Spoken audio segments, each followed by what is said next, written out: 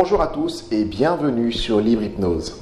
Alors, toujours sur la série Comment l'hypnose peut vous aider à réussir votre permis de conduire, cette fois-ci, je vais vous parler un peu de mon expérience. Parce que c'est vrai que je parle de choses comme ça, on a l'impression que c'est un peu abstrait, mais pourtant c'est quelque chose de très concret. Et je vous explique aussi pourquoi j'ai mis un peu cette méthode au point et comment elle a pu m'aider moi et également d'autres clients que j'ai reçus. Alors, moi je suis un ancien, si vous voyez dans le permis de conduire, regardez, c'est encore l'ancien permis de conduire, il est rose. Je l'ai réussi en 2013, donc ça fait très longtemps maintenant que j'ai le permis de conduire. Et à l'époque, j'avais donc 23 ans. 23 ans, c'est un âge un peu charnière pour moi parce que c'est un âge dans lequel j'étais encore à la fac. Je travaillais tous les week-ends à Lidl pour financer mes études et mon permis de conduire. Et j'avais en même temps toute la semaine les cours, le stage, le travail et la conduite qui s'enchaînaient. Et pour couronner le tout, moi je ne suis pas quelqu'un qui aime dormir tôt, je suis quelqu'un qui aime plutôt dormir tard et me lever tard. Donc bien souvent j'avais mes heures de conduite, c'était le matin quand j'avais pas cours, quand j'avais pas stage. Et c'était pas facile parce que j'étais vraiment très très fatigué. Et pour retenir, ça a été vraiment dur. Donc, des fois, il m'arrivait d'arriver en heure de conduite, en séance de conduite, et j'étais juste pas ni dans mes baskets, ni émotionnellement, ni psychologiquement, parce que j'étais fatigué. Et j'ai vraiment dû trouver quelque chose en fait pour pallier en fait à ce manque d'énergie, pour retrouver un peu de punch. Donc comme vous pouvez vous en douter, moi ce qui m'a aidé c'est l'hypnose et surtout l'auto-hypnose. J'ai travaillé beaucoup sur la répétition mentale des mouvements que j'apprenais en séance. J'ai travaillé beaucoup sur l'assurance parce que quand j'ai débuté à la conduite, je n'étais pas du tout assuré.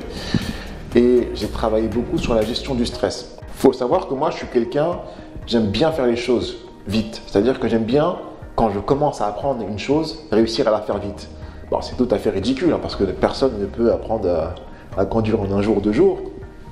Il y a des choses à apprendre, des manœuvres à apprendre, des règles à apprendre qui doivent prendre le temps d'être apprises. Mais comme je suis quelqu'un qui aimait faire les choses vite, je me mettais un stress tout seul. Pareillement, au niveau de l'examen, je ne suis pas quelqu'un qui stresse spécialement pour l'examen. Je ne suis pas quelqu'un qui va stresser parce qu'il a un permis de conduire ou un examen ou un partiel. C'est pas mon genre. En revanche, une chose qui me faisait peur, c'était de faire une erreur et de voir le moniteur, l'examinateur toucher le volant ou toucher les pédales. Et malheureusement, ça m'est arrivé. Je vais vous raconter ça. Avant de vous raconter les détails, je vais vous expliquer pourquoi j'avais peur. Parce que le permis de conduire, ça a un coût. Ok ? Moi, je travaillais, comme je vous l'ai dit, chez Lidl pour payer mes études et mes dépenses, dont le permis de conduire. Et je crois que j'ai dû faire un nombre d'heures. Je crois qu'en France, il n'y a personne qui a fait autant d'heures que moi de conduite.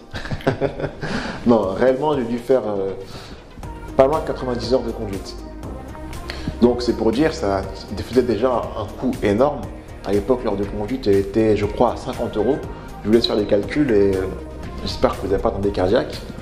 Donc ça m'a coûté très cher de passer le permis de conduire. Et ce qui me faisait peur, c'était justement de devoir... c'est comme si en fait j'avais fait tout ça pour rien en fait. Donc j'avais peur de rater mon permis de conduire et de devoir le repasser. Alors malheureusement c'est arrivé, j'ai raté une première fois mon permis de conduire. Et j'aurais pu me laisser aller, me laisser abattre. Mais finalement j'ai réussi à garder cette énergie, garder cette motivation. Et je peux le dire avec assurance que c'est grâce à l'hypnose que j'ai pu garder la tête froide. Donc concrètement, comment l'hypnose m'a aidé ? L'hypnose m'a aidé à avoir de l'assurance, l'hypnose m'a aidé à gérer mon stress, l'hypnose m'a aidé à mieux automatiser les manœuvres de conduite et l'hypnose m'a aidé à rebondir après un échec. Si vous êtes curieux, vous pouvez aller voir sur ma page, sur mon site internet, lirehypnose.wordpress.com. Vous verrez qu'il y a un article qui est consacré à l'hypnose à la conduite dans lequel je relate un peu mon expérience de façon plus détaillée. Par la suite, j'ai pu également aider des personnes à réussir leur permis de conduire. Des personnes qui étaient, selon elles, pas selon moi, c'est leur mot, des cas désespérés qui ont réussi la conduite.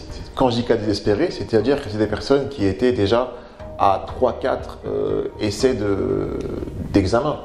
Donc voilà, c'était vraiment pour elles, pour eux, parce qu'il y a aussi des garçons, c'était vraiment pour eux un dernier espoir. J'ai remarqué dans ma pratique de l'hypnose que l'hypnose aide vraiment les personnes à conduire. J'ai pu aider des personnes qui avaient peur de conduire à reprendre la conduite.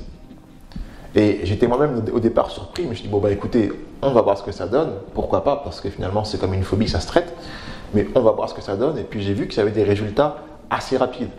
C'est tous ces éléments-là qui m'ont fait réfléchir, et qui m'ont fait penser, et qui m'ont donné l'envie de créer ce forfait, les clés de votre permis, pour mettre à votre disposition les clés pour lever les barrières mentales et psychologiques qui vous empêchent de réussir votre permis de conduire ou qui vous empêchent de reprendre la conduite.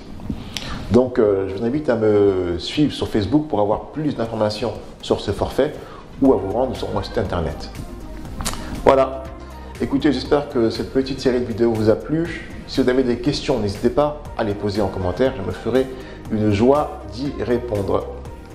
Voilà, je vous dis encore une fois merci beaucoup et j'espère vous voir très bientôt sur Libre Hypnose. Ciao!